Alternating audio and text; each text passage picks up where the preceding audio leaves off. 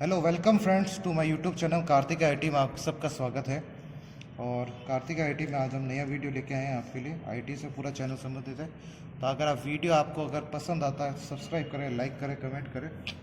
बहुत से लोग वीडियो देख रहे हैं, लाइक्स कर रहे हैं, व्यू आ रहे हैं, पर आप लोग उसको सब्सक्राइब नहीं कर रहे।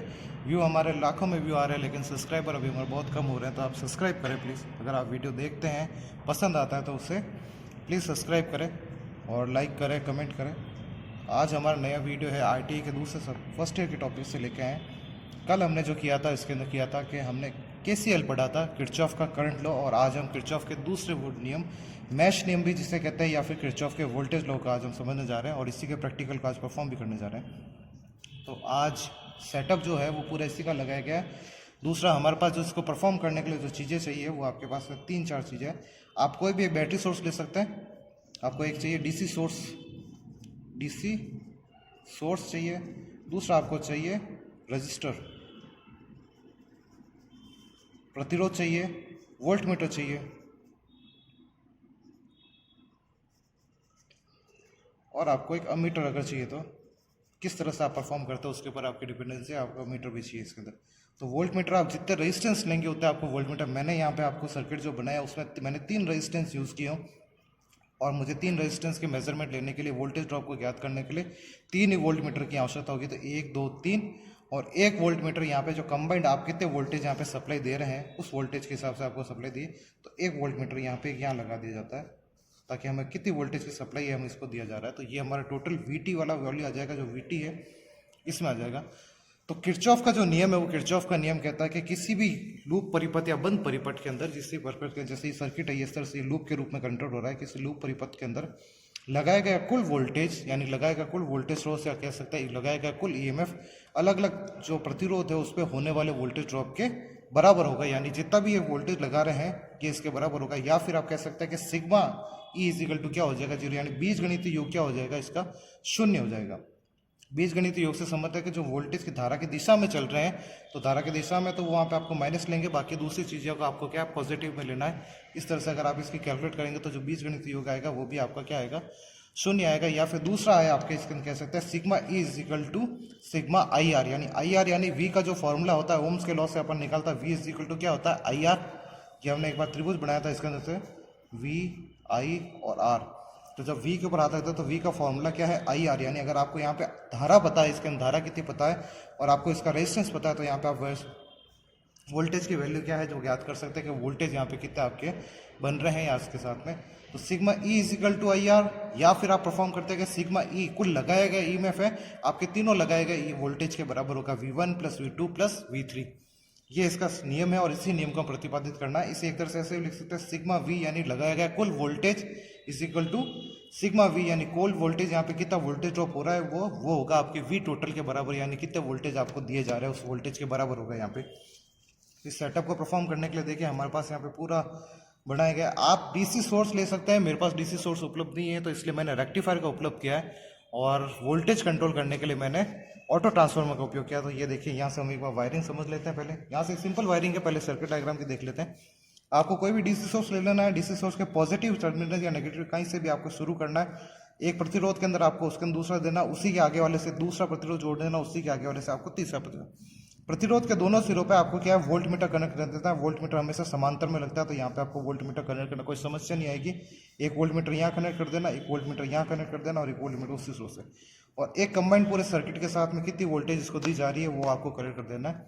मेरे पास डीसी सोर्स उपलब्ध नहीं होने के कारण मैंने यहाँ पे अभी आपके एक ऑटो ट्रांसफार्मर लिया है, और ऑटो ट्रांसफार्मर के साथ में उसके आगे हमने रेक्टिफायर ऐड किया हुआ। तो रेक्टिफायर में आप कल भी मैं बता चुका था, रेक्टिफायर के जो असमान टर्मिनल होते हैं, यानी असमान टर्मिनल से आप समझिए, असमान टर्मिनल से समझिए जहाँ पे पॉजिटिव और नेगेटिव, यानी एक देखिए यहाँ पे सिल्वर पट्टी है, यहाँ गौर से देखिए, यहाँ पे एक जगह आपको देखिए सिल्वर, यहाँ पे आपको सिल्वर पट्टी दिखाई दे रही है, सिल्वर पट्टी है ना। तो ये सिल्वर पट्टी जो है ना, ये आपके इसको सिल्वर पट्टी, और यहाँ पे एक ब्लैक पट्टी होगी, वहाँ पे तो आपको इनपुट देना है, बाकी दूसरी जगह आपको आउटपुट देना है।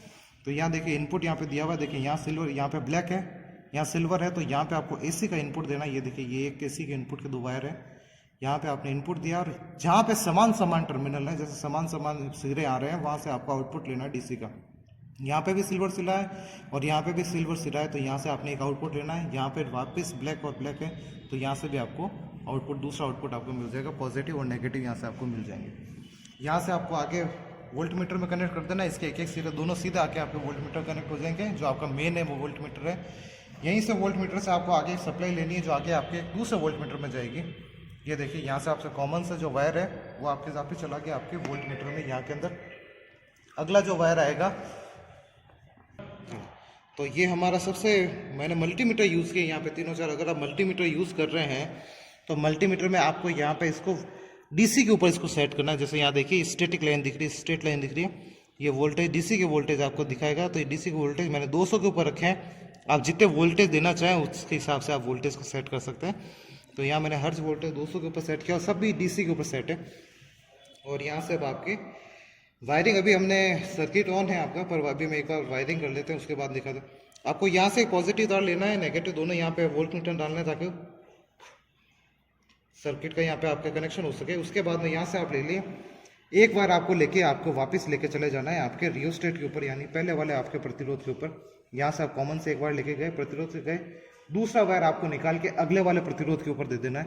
ये देखिए दूसरे सिरे से आपने निकाला, अगले वाले के ऊपर दे दिया, इसके अगले वाले सिरे से आपने एक और तार निकाला और वो आपने वापस अगले वाले सिरे पे दे दिया। ये देखिए आपको 3 प्रतिरोध कंटिन्यूस श्रेणी में जोड़ देना है, यहाँ से पहला, फिर दूसरा, फिर यहाँ से उसके बाद में सीधा श्रेणी के साथ आपको जोड़ देना है।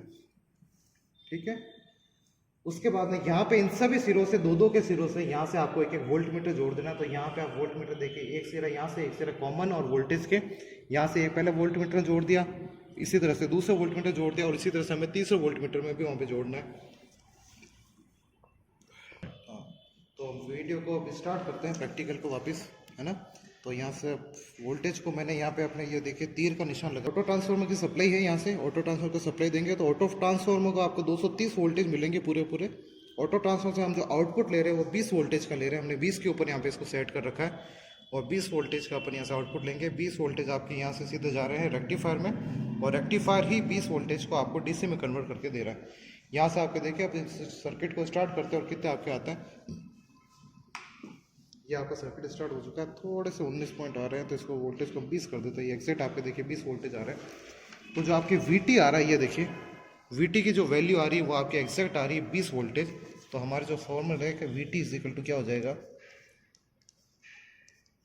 VT is equal to 20 voltage, V1 की वैल्यू हम निकाल देते हैं। V1 की वैल्यू आ रही है आपके पास 3.7 वोल्टेज। ये देखिए यहाँ पे वोल्टेज ड्रॉप की जो वैल्यू आ रही है वो आ रही है आपके 3.7 वोल्टेज। V2 की जो वैल्यू आ रही है वो आ रही है आपके 7.9 वोल्टेज, 7.9 वोल्टेज यहाँ लिख देता हूँ। और V3 की जो वैल्यू आ रही है वो हमारी आ रही है 8.3, तो 8.3 वैल्यू हम यहाँ पे लिख देते हैं। तो हमारे पास तीनों वोल्ट मीटर की वैल्यू आ गई, चारों वोल्ट मीटर की। VT की जो वैल्यू थी हमारी 20 वोल्टेज थी जो दिख रहे हैं, और बाकी की जो है 3.7, 7.9 और 8.3। अब इन तीनों का जो योग है वो इस योग के बराबर होना चाहिए, तब जाके हमारा है किरचॉफ का नियम है जो हैंस प्रूफ होता है। तो देखिए अभी करके देख लेते हैं अभी फटाफट। तो ये देखिए आपका जो V1 का वैल्यू है, V1 का वैल्यू था आपका 3.7, 3.7 प्लस V2 की वैल्यू थी आपकी 7.9, 7.9 प्लस V3 की वैल्यू थी आपकी 8.3। यहाँ पे 99.99 वैल्यू आ रही है, वो आपकी आएगी क्योंकि हमने पॉइंट की सिर्फ एक डिजिट तक इसको लिया है। अगर हम पॉइंट के सारी डिजिट को लेंगे तो ये आपके टोटल जो अमाउंट है वो पूरा 20 वोल्टेज के बराबर आएगा। तो इस तरह से हम कह सकते हैं कि हमारा जो सिग्मा ई है वो is equal to sigma IR hence proof होता है, या फिर ये कह सकते हैं कि V sigma I is equal to VT है। ये हमारा जो प्रैक्टिकल है प्रूफ होता है। वीडियो अगर अच्छा लगा हो तो लाइक कीजिए, सब्सक्राइब कीजिए, कमेंट कीजिए, और पूरा प्रैक्टिकल आपको अच्छी तरह से कराया गया। तो और भी प्रैक्टिकल बनाने के लिए हमारा वीडियो सब्सक्राइब कीजिए। और जो प्रैक्टिकल आप पढ़ना चाहते हैं IT से रिलेटेड, सब्जेक्ट से रिलेटेड, IT ट्रेड से, इलेक्ट्रिशियन ट्रेड से रिलेटेड, तो कमेंट कीजिए कि सर इसका वीडियो बनाइए, बहुत ही जल्द हम उसका वीडियो बनाएंगे। धन्यवाद।